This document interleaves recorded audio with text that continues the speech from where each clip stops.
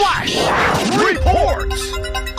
Natagpo ang walang malay si dating DPWH Undersecretary Maria Catalina Cabral sa Buwet River sa bahagi ng Cannon Road, Barangay Campor, Tuba, Benguet.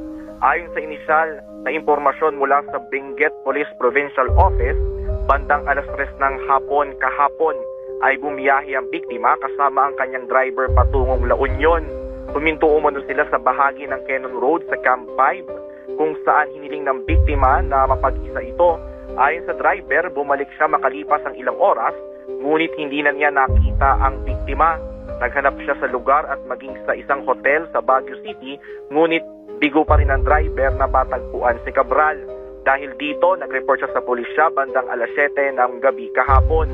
Agad na nagsagawa ng paghahanap ang mga otoridad at natagpuan ang biktima sa gilid ng Buwet River na tinatayang 20 hanggang 30 meters sa ibaba ng kalsada at wala na itong malay. Rumisponde ang Tuba Municipal Police Station, katuwang ang MDRMO at Bureau of Fire Protection para sa retrieval ng katawan ni Cabral. Nakaantabay rin ang Benguet Soko para sa mas malalim na investigasyon. Patuloy ang ginagawang pagsisiyasat ng mga polis upang matukoy ang buong detalye ng insidente. Si dating DPWH Undersecretary Maria Catalina Cabral ay idinadawit sa maanumalyang flood control project. Flashback. We plan to invite former Yusek Cabral. When? 15. 15, sir? Yan na yung possible last. And we are hoping that she appears. Why? So, why, sir?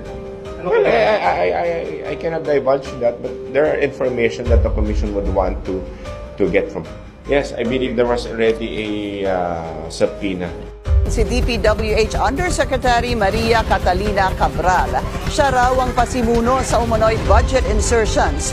Pero bago maging opisyal ng gobyerno, sino nga ba si Cabral? Ginisa si DPWH Undersecretary Maria Catalina Cabral dahil sa di umano'y pag-zero budget sa flagship o priority projects ni Pangulong Bongbong Marcos. Ilang halimbawa ang road networks at interlink bridges sa bansa. Napupunta raw kasi ang pondo ng mga ito sa mga proyektong tila pinagkakaitan ng iilan, tulad ng mga umano'y guni-guning flood control project.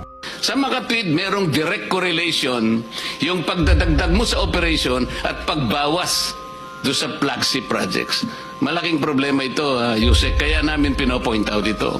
Sagot ni Cabral, baka si dating Secretary Manuel Bonoan ang makakasagot nito. Pero si Cabral ang nakatoka sa infra-planning ng ahensya kasama ang PPP projects